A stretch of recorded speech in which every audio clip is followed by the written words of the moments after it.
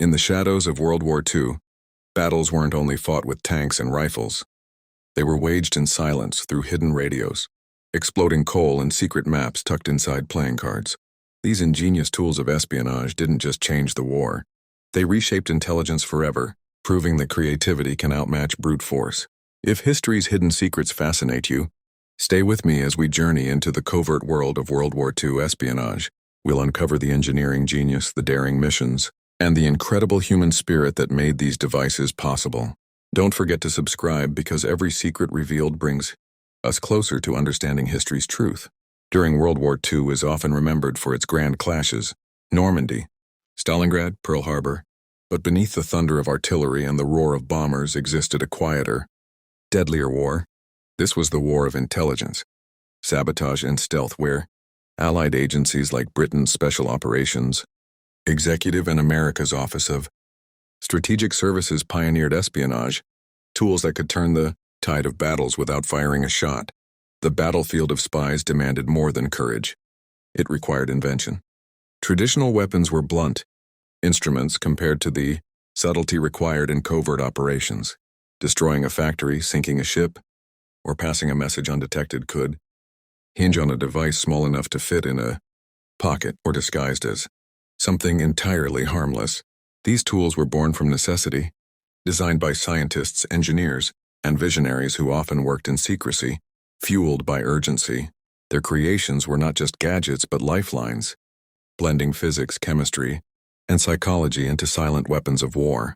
In the early years of the war, Germany's industrial might relied heavily on maritime shipping. Steamships fueled by coal carried supplies, troops, and raw materials. Sabotaging these ships was crucial. But traditional explosives were risky. Planting a timed bomb in a boiler room required too much exposure. A new approach was needed. That's when the coal grenade was born. Developed by the British Special Operations Executive, it was molded from real chunks of anthracite, coated with coal dust and pitch to blend perfectly with the real thing. Inside, however, was high explosive, roughly 200 to 300 grams of TNT or plastic explosive, hid within a hollowed shell. A time fuse or pressure detonator completed the design. The brilliance lay in invisibility. Once shoveled into a steamship's furnace, the grenade appeared to ignite normally. But within minutes, the explosive core detonated, blowing apart the boiler and crippling the vessel. German crews had no way to detect the threat. A single agent could disable an entire transport ship with one handful of coal. Engineers faced challenges, ensuring the coal shell didn't crumble, preventing accidental detonation, and matching the exact weight of real coal. They solved this with meticulous craftsmanship, mixing real coal dust into resin casings. Imagine the resistance fighter slipping a single piece into a pile at night, knowing tomorrow's fire would carry destruction. Allied airmen who fell into enemy hands faced another problem: escape. Thousands were imprisoned across Europe, dreaming of freedom but lacking maps to guide them. Carrying a map risked immediate suspicion.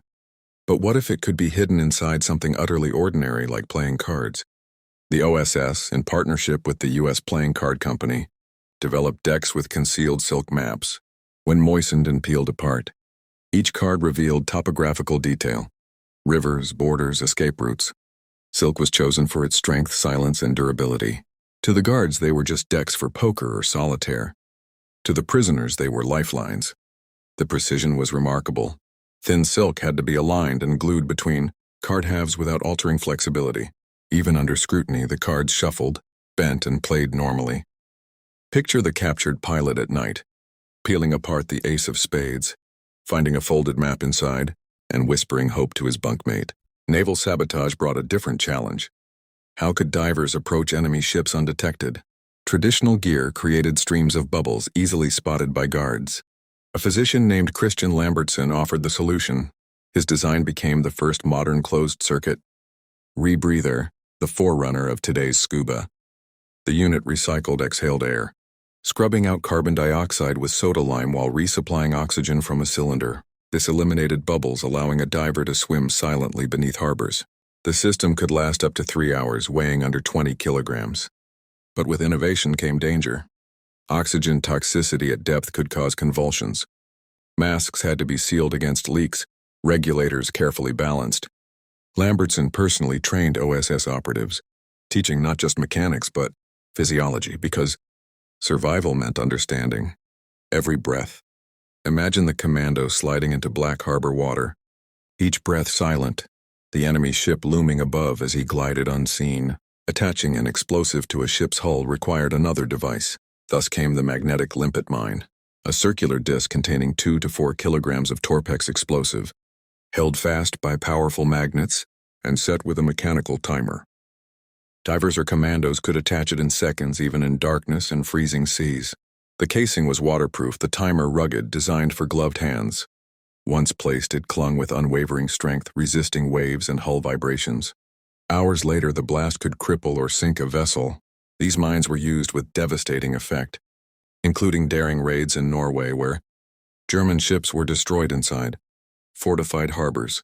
The engineering challenge lay in balancing magnet strength, waterproof seals, and timer reliability, but the result was one of the most feared sabotage weapons of the war. Communication was another battlefield. Resistance groups needed to transmit intelligence, but bulky radio sets were death traps if discovered. The OSS solved this by miniaturizing transmitters into unexpected objects, even baseballs. Inside what appeared to be a harmless toy was a complete shortwave set. Vacuum tubes, batteries, and antenna folded compactly within a 2-piece shell. Its range stretched up to 30 miles under good conditions.